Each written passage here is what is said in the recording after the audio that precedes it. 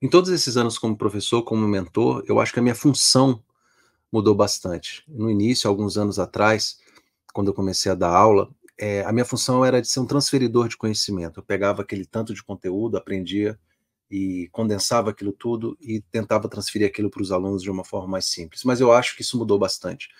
Hoje o professor, ele não é só isso. O professor, ele tem que ter outras habilidades. E a minha função hoje não é só de transferir conhecimento, mas te ajudar de outras formas. Eu faço isso estudando estratégias, aplicando estratégias, utilizando princípios que eu uso na minha vida que deram certo, te falando de coisas que não deram certo na minha vida, para que você possa ter um direcionamento. Eu acho que o professor hoje é muito isso, um guia, alguém que vai te colocar num caminho, te colocar na direção certa. E as coisas que eu falo aqui, elas servem muito para mim, claro, porque eu estou falando da minha vida, estou falando das minhas experiências, e pode ser que isso se conecte com você ou não se conecte com você. E no meu último vídeo eu falei de 3 princípios que eu aplico na minha vida, que me ajudam a conseguir algumas coisas, ou chegar onde eu estou, tenho 44 anos de idade, e cheguei aqui, né, enfim, alcancei algumas coisas na minha vida, outras coisas que eu queria ter alcançado, não alcancei, quem sabe eu vá alcançar um dia, não sei, mas o fato é que eu cheguei aqui com base em algumas ideias e alguns princípios, e eu vim aqui falar disso com vocês todas as vezes que eu gravo um vídeo. E aí eu tive esse comentário nesse último vídeo, que eu falo desses 3 princípios de produtividade, como é que eu consigo organizar, fazer tantas coisas no meu dia, e foi um comentário bem duro, assim, né, foi um desabafo, né, bem virulento, assim. Eu li, até respondi de uma forma educada, depois o rapaz foi lá e pediu desculpas, né, falou que foi um desabafo, e eu entendo, porque a gente está nesse peso, e quem está estudando, quem está buscando as coisas, sofre esse peso mesmo. Mas eu queria chamar a atenção para algumas coisas, sobre o que ele falou, não para rebater, mas só para discutir e chamar a atenção para algumas coisas, para a gente não cair em algumas armadilhas, tá, pessoal?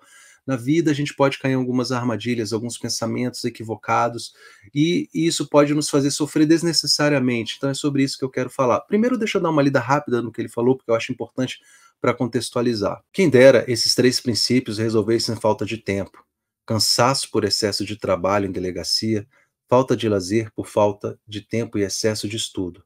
Era só ter o poder da meia hora, mesmo estudando às vezes 8 horas por dia, acordando às 4h30 da manhã, fazer jejum, tocar sax, dar aula, fazer esporte, aprender italiano. Foi disso que eu falei no meu filme, desculpa, no meu vídeo. Essas dicas são muito boas para quem tem uma equipe de assessoria que faz tudo. Não, eu não tenho equipe de assessoria que faz tudo. Regras flexíveis de trabalho, não, não tenho isso. E pode escolher a hora que vai almoçar ou lanchar todos os dias. Talvez um pouco. Quem dera a realidade fosse sim, assim para todo mundo. Infelizmente, são regras que não significam nada para a maioria da população que trabalha e estuda, a não ser que tenha um abençoado horário flexível ou uma equipe. No final, vai ser sempre HBC, sobre HBC e nada mais. Meia hora, que eu falei do poder da meia hora, né, no meu vídeo. Fazer questão, revisão, meia hora, estou falando de 6 a 8 horas. Parece muito simplista numa maioria de pessoas sem tempo, professor. Ou explica aí como a meia hora vai fazer milagre. Não, não vai, eu falei disso. Acho que ele não viu o vídeo direito, né?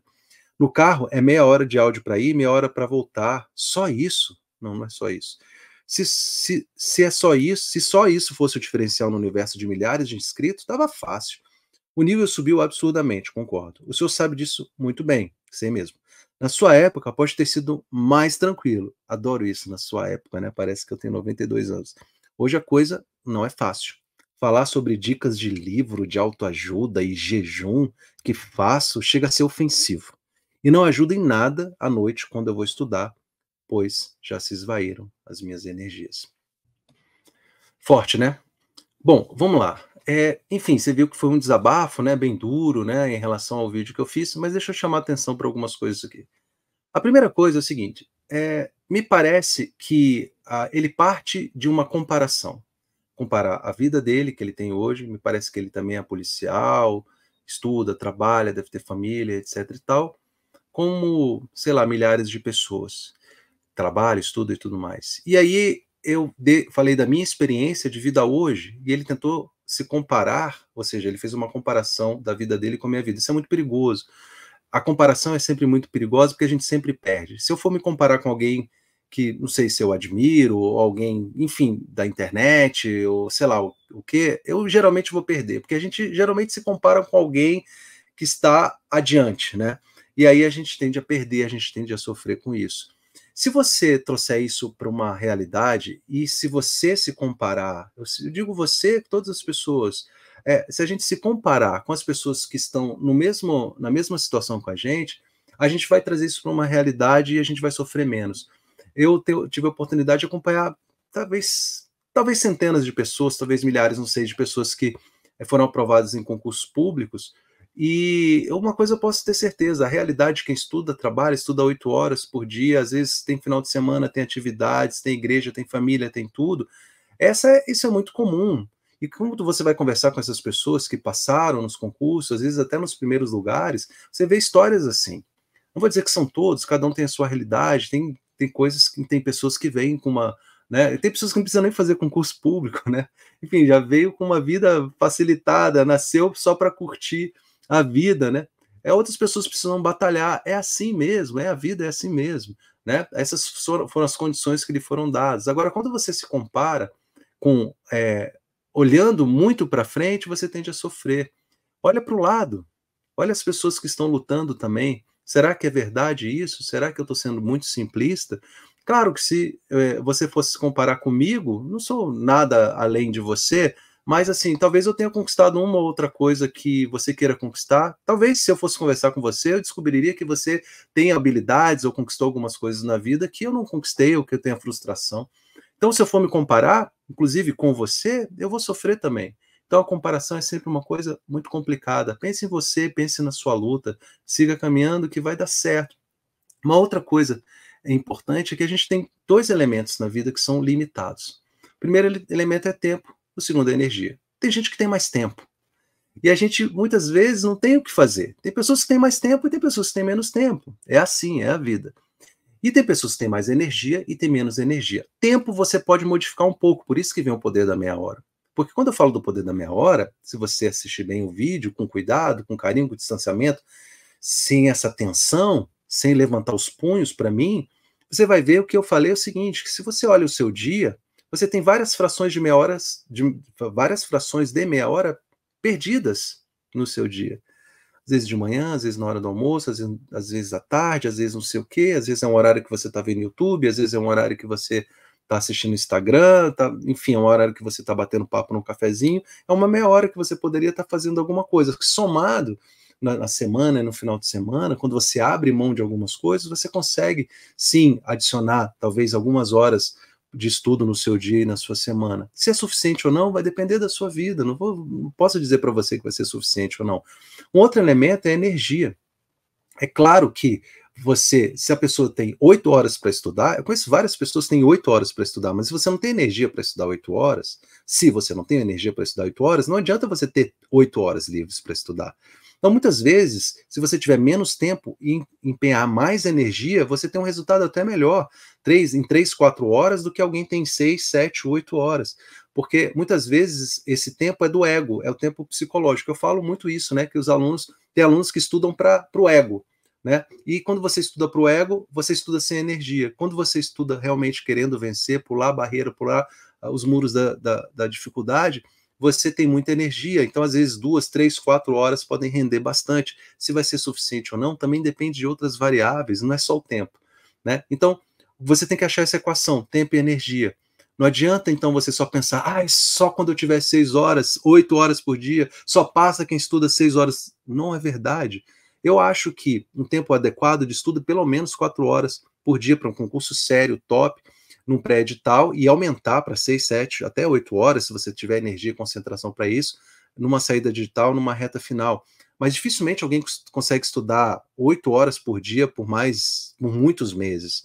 Tá? Então, cuidado com esse tipo de pensamento, cuidado com esse tipo de ideia de que se você só vai conseguir se você tiver essa quantidade de horas. Isso é um equívoco. Uma outra coisa que ele falou é que os concursos eram mais fáceis na minha época, né? Há 50 anos atrás, os concursos eram mais fáceis. Bom, olha só, se você pegar as provas objetivamente, comparar, é verdade, não tem como discutir. Se eu pegar uma prova em 2006, 2005, né, quando eu fiz a minha prova para delegado, se você pegar hoje 2024, você vai ver que objetivamente a minha prova era mais fácil, vamos dizer, a prova objetiva. E se você pegar hoje uma prova, sei lá, a última prova de delegado federal, qualquer delegado, aí você vai ver que é uma prova extremamente difícil. Agora, o que era fácil, o que é difícil, vai depender de outras coisas também. Lá, a prova, objetivamente, era fácil, era mais fácil. As informações eram mais fáceis, vamos dizer. Mas o acesso à informação era muito difícil. Você não tem ideia, não sei qual a sua idade, enfim, mas você não tem ideia. Eu não conseguia ler jurisprudência, eu não conseguia estudar jurisprudência. Não tinha onde buscar jurisprudência. E eu tinha que ir atrás dos materiais, que eram caríssimos. Alguns advogados, eu tinha um amigo que era advogado, que ele tinha uma coleção de jurisprudências da RT, que era caríssimo, muito caro mesmo, o preço de um carro. E ele tinha, eu ia lá para o escritório dele estudar aquela jurisprudência. Depois, os tribunais começaram a disponibilizar algumas coisas nos sites, mas a internet era discada. Então, os livros muito caros. Gente, eu vendi um carro para comprar livro. Eu não era um carro, assim, eu tinha um Fiat Premio. Vendi o Fiat Premio para comprar. Quando eu fiz 19 anos, meu pai me deu um Fiat Premio, velhinho lá. E aí, quando eu estava estudando, eu peguei aquele Fiat Premio e vendi ele lá para um mecânico, um vizinho lá, para comprar os livros e tal. Né? Então, assim, para comprar material, para conseguir fazer um cursinho. Então, assim, ou você pagava caro ou você não tinha. Então, era mais elitista. O concurso era mais elitista, era mais difícil o acesso. E olha que eu sempre fui uma pessoa de classe média, não passei dificuldades exatamente para estudar, o esforço normal. Então, assim, sempre foi difícil, para com isso, dizer, ai, antes era fácil, hoje é difícil. Não, sempre foi difícil, que as dificuldades mudam, sabe? Hoje a prova, objetivamente falando, é mais difícil, mas você estuda de graça se você quiser, tem tudo na internet, você está na era da informação. Né? Então, assim, para com isso é um pensamento completamente errado. Então, eu quero que vocês pensem, reflitam sobre isso, sabe? Sobre as coisas que vocês projetam como realidade e o tipo de sentimento que vocês colocam no estudo, na vida de vocês. Isso interfere bastante. Lembra que eu falei tempo e energia? Quando você abate a sua energia com coisas negativas, né, com sentimentos ruins, em relação aos estudos e à vida, você não vai ter energia, você vai ficar exaurido mesmo, como você falou aí, chega à noite, estou cansado. Mas deve ser tanta pressão, deve ser tanta mágoa, deve ser tanta coisa ruim que passa na sua cabeça, no seu coração, que você leva isso quando você chega, seu dia foi pesado. Né? Então, se você conseguir equalizar isso na sua vida, eu tenho certeza absoluta que as coisas vão melhorar. Agora, não acho que vai ser fácil. Não acho que é fácil para quem está passando. Esses dias eu vi um rapaz que se formou na UNB, era motorista de ônibus, e não tinha nem o dinheiro para fazer a formatura, fizeram uma vaquinha lá e tal. Olha a dificuldade, o cara era motorista, não, ele era cobrador de ônibus, se formou, passou nos primeiros lugares lá no vestibular, conseguiu fazer a faculdade de medicina, uma das mais disputadas do país, cobrador de ônibus. O que eu vou falar, né? Tem muitas pessoas que estudaram os melhores cursinhos, fizeram as melhores escolas particulares e não conseguiram passar. Então, assim, compare-se com alguém. Se você fosse comparar, eu até digo para você não se comparar, compare com alguém que está do seu lado, tá? E abra seu coração, baixe os punhos, baixe as armas, se volte mais a si mesmo, que eu tenho certeza que você vai conseguir caminhar com mais firmeza e você vai conseguir tudo que você quer. Não é só meta, sigam caminhando.